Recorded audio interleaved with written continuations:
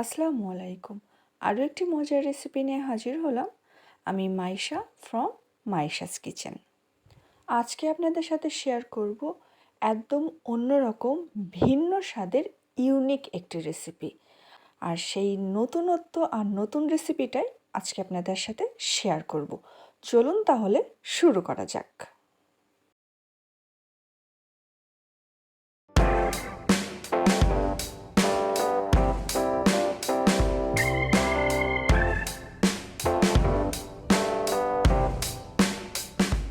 শুরুতেই আমাদের নিয়ে নিতে হবে বেশ কিছু করল্লা এভাবে বিচি ফেলে দিয়ে লম্বা লম্বা করে কেটে নিতে হবে, আর কয়েকটা আলু লম্বা লম্বা করে কেটে নিতে হবে। তারপরে ভালো করে ধুয়ে চুলায় একটা পাত্রে পানি বসিয়ে দিয়ে তার মধ্যে দিয়ে দিতে হবে সামান্য লবণ। পানিটা হালকা গরম হয়ে আসলেই বুদবুদি কাটা শুরু হলে আর কি, তো ওর মধ্যে দিয়ে দিতে হবে আলুটা এখন হচ্ছে মোটামুটি 50% আমরা সেদ্ধ করে নেব। এটা বেশ ভালো মতন বলক হয়ে গেলেই আলু একটা পাত্রে উঠিয়ে রেখে একই পানির মধ্যে এখন আমরা দিয়ে দিব করল্লা। এটাও হচ্ছে বেশ একটু ঢাকনা দিয়ে ঢেকে মিনিট খানিক, এটা আলু মিনিট খানিক, করল্লা মিনিট খানিক, এটা উস্তে করল্লা যেটাই হোক না কেন সব কিছু দিয়েই তৈরি করতে পারেন। এই যে এটা ভাপে দেওয়া বা সিদ্ধ করা কমপ্লিট। এখন আরেকটা পাত্র নিয়ে নিতে হবে, তার মধ্যে দিয়ে দিতে হবে বেশ খানিকটা তেল। তেলের পরিমাণটা একটু বেশি লাগবে। তাই তেলটা গরম হয়ে গেলেই এর মধ্যে শুরুতে দিয়ে দিতে হবে আপনার হচ্ছে ভাপে দেওয়া করল্লা। এইটা এখন আবার মিনিট খানিক ভেজে নিতে হবে।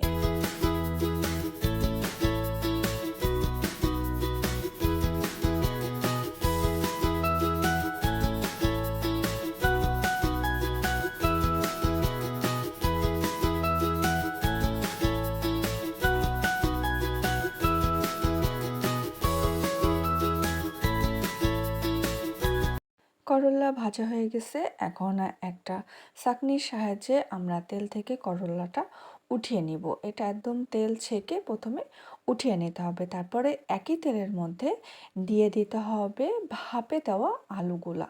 এই আলুগুলাও মোটামুটি লাল করে ভেজে নিতে হবে।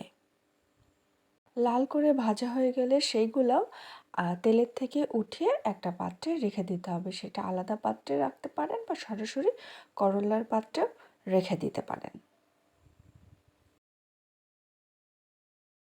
ভাজা হয়ে গেলে এখন একই তেলের মধ্যে দিয়ে দিতে হবে 2টা এলাচ আর সামান্য একটু আস্ত জিরা। চাইলে এখানে রাঁধুনি যেটাকে বলে জিরার মতন দেখতে রাঁধুনি, সেটাও ইউজ করতে পারেন। এখন হালকা একটু তেলের মধ্যে নাড়াচাড়া করে নিতে হবে জিরার ভাজা একটা ফ্লেভারের জন্য। তারপর পরে দিয়ে দিতে হবে, এটাই হচ্ছে আজকের রান্নার মেন উপকরণ, সেটা হচ্ছে গরুর দুধ। এখানে অবশ্যই গরুর দুধ ব্যবহার করতে হবে, লিকুইড দুধ আর গরুর দুধ। সেটা বেশ খানিকটা দিয়ে দিতে হবে। মোটামুটি আপনার 2 কাপ পরিমাণ গরুর দুধ দিয়ে দিতে হবে। তারপরে দিয়ে দিতে হবে সামান্য লবণ আর চিনি।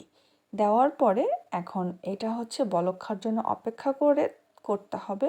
বলক চলে আসলেই ভেজে রাখা করল্লা আর আলু দিয়ে দিতে হবে।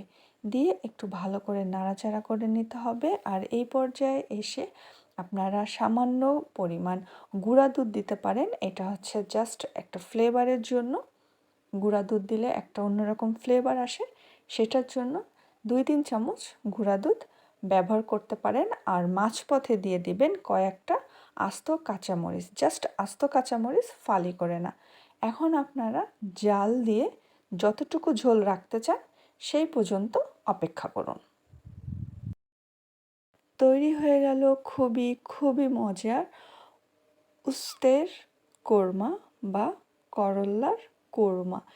আমি 100% গ্যারান্টি দিয়ে বলতে পারি এইভাবে করল্লা রান্না 50% 80% মানুষই খাননি। আর এটা মাশাল্লাহ এত মজার হয়ে থাকে যে আপনারা যদি একবার রান্না করে খান তাহলে করল্লা এইভাবেই আপনাদের খেতে মনে যাবে, আর অন্যভাবে খেতে মনেই যাবে না। আর বিশেষ করে যে সকল বাচ্চারা করল্লা খেতে ভয় পায় বা ইচ্ছা করে না, নাম শুনলেই নাক সিটকানি দেয়, তাদের জন্য তো অবশ্যই অবশ্যই এইভাবে রান্না করে দিবেন, তারা খুবই খুবই মজা করে খেয়ে নেবে।